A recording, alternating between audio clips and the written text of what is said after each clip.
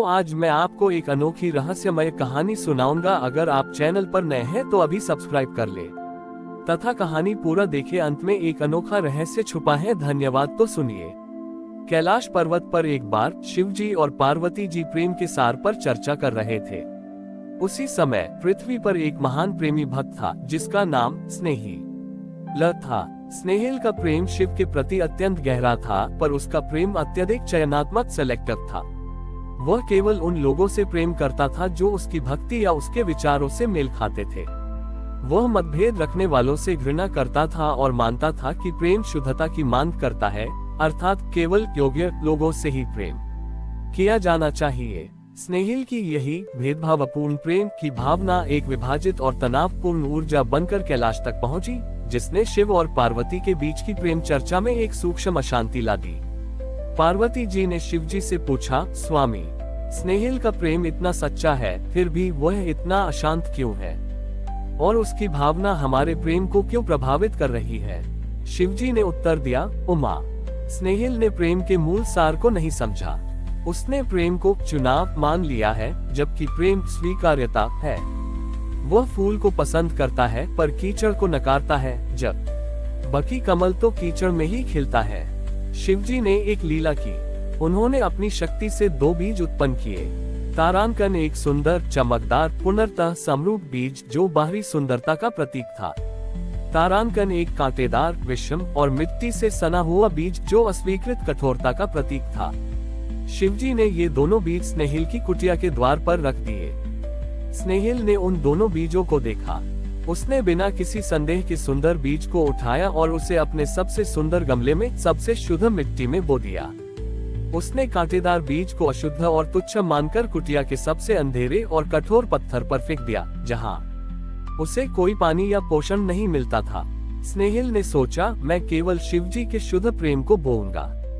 मैं उस अशुभ बीज को अपने प्रेम क्षेत्र में जगह नहीं दूंगा। उसने सुंदर बीज की दिन रात देखभाल की, पर कुछ दिनों बाद वह सुंदर बीज सूख गया और मुरझा गया। स्नेहिल निराश होकर शिवजी से शिकायत करने कैलाश की ओर जाने लगा। रास्ते में उसकी नजर उस अनदेखे कठोर पत्थर पर पड़ी जहां उसने कांटेदार बीज फेंका था। चमत्कार ये था कि उस कठोर पत्थर की दरार में वह कांटेदार बीज उगाया था।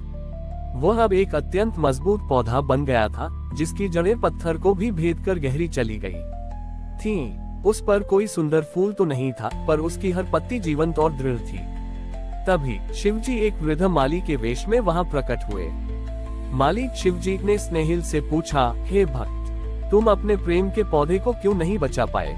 उद्धरण चिन्ह। स्नेहिल ने रोते हुए कहा, मैंने सबसे सुंदर बीज चुना, उसे सबसे अधिक प्रेम दिया, फिर भी वह मर गया। और यह कठोर बीज जिसे मैंने त्याग दिया था, कठोर पत्थर पर भी उगाया।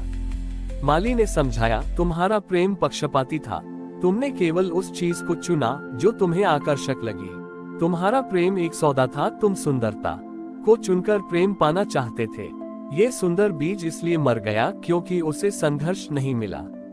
वह इतना आश्रित हो गया था कि वह थोड़ी सी कठिनाई भी सहन नहीं कर सका। तुमने उसे पूर्ण सुरक्षा दी, पर तुमने उसे मजबूत नहीं बनाया। और यह कांटेदार बीज, इसे तुमने नकारा, इसे कठोर पत्थर मिला, पर इसकी अनदेखी कठोरता ने इसे संघर्ष करने की शक्ति दी। इसका जीवन सरल नहीं था, इसलिए इसकी जड़ें गहरी गईं। ये बीज तुम्हें सिखाता है कि वास्तविक प्रेम उन लोगों को भी स्वीकार करता है जो तुम्हारी पसंद के नहीं हैं, जो कांटेदार हैं, जो कठोर हैं, जो छोटी ही परीत हैं। मेरा नाम शिव है। मैं भस्म को भी स्वीकार करता हूँ, विष को भी पीता हूँ और सर्प को भी गले लगाता हूँ। मेरा प्रेम भेदभाव नहीं करता। जब तक तुम केवल सुंदर और आसान चीजों से प्रेम करोगे, तुम्हारा प्रेम क्षणिक रहेगा। सच्चा प्रेम वह है जो कठोरता और कोमलता दोनों को समान रूप से स्वीकार करे। स्नेहिल को ज्ञान प्राप्त हुआ। उसने समझा कि शिव का प्रेम केवल फूलों में नहीं, बल्कि जीवन की कांटेदार कठोरता में भी है। उसने उस मजबूत पौधे के सामने सिर झुकाया और फिर अपनी कुटिया जाकर अपने सभी विरोधियों को प्रेमपूर्वक स्वीकार करने का निश्चय किया। इस प्रकार भगवान शिव ने ये सिद्ध किया कि सार्वभौमिक प्रेम में कोई अयोग्य या अस्वीकार्य नहीं होता, और सच्चा प्रेम केवल सुंदरता को नहीं, बल्कि जीवन की हर कठोरता और मतभेद को भी स्वीकार करता है। स्नेहिल अब भेदभावपूर्ण प्रेम से मुक्त हो चुका था। उसने अपनी कुटिया के पास उस कठोर पत्थर पर उगे मजबूत पौधे को एक पवित्र प्रतीक मान लिया। उसका प्रेम अब अपेक्षा रहित था। वह उन लोगों को भी स्वीकार करता था जो उससे असहमत थे या जो स्वभाव से कठोर थे। उसी नगर में एक अत्यंत स्वार्थी व्यक्ति था जिसका नाम शेम था। शेम केवल उन लोगों से प्रेम करता था जिनसे उसे लाभ मिलता था। उसके लिए प्रेम एक निवेश था, जितना प्रेम दो उतना लाभ या समर्थन वापस मिलना चाहिए। वह केवल लेन देन के आधार पर संबंध रखता था। शेम ने देखा कि स्नेहिल अब अपने विरोधियों और कठोर स्वभाव वाले लोगों को भी सम्मान दे रहा है। शेम को यह मूर्खतापूर्ण लगा। शेम ने स्नेहिल से पूछा, हे भक्त, तुम उन लोगों से क्यों प्रेम कर रहे हो जो तुम्हें कुछ वापस नहीं देते? तुम उन कांटेदार लोगों की देखभाल क्यों कर रहे हो जो केवल तुम्हें चुभते हैं? प्रेम तो लाभ का स्रोत है। तुम इस तरह अपना सारा प्रेम बर्बाद कर रहे हो। स्नेहिल ने शेम को उस कठोर पत्थर पर उगे मजबूत पौधे के पास ले जाकर कहा, सेठ जी, मैं पहले आपके जैसा ही था।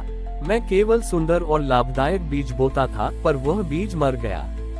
स्नेहिल ने आगे समझाया, मेरा पुराना प्रेम एक व्यापार था। जितना मैं देता उतना वापस चाहता था, इसीलिए वह प्रेम क्षणिक और सशर्त था। शिवजी ने मुझे सिखाया कि सार्वभौमिक प्रेम में कोई निवेश नहीं होता, केवल प्रवाह होता है।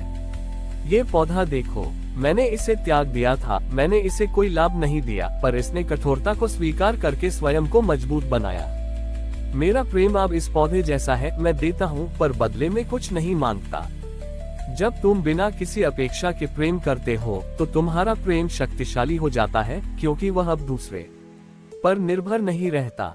मैं उन लोगों से इसलिए प्रेम करता हूँ जो मुझे चुभते हैं, क्योंकि मैं उन्हें बदलकर अपने जैसा बनाना नहीं चाहता।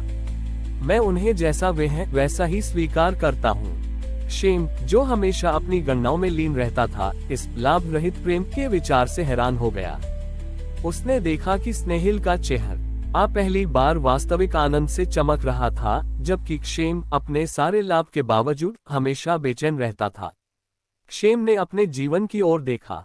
उसने केवल लाभ के लिए संबंध बनाए थे और आज उसके पास धन तो था, पर सच्चा स्नेह कोई नहीं था। उसका हर रिश्ता एक स्वार्थ का बंधन था।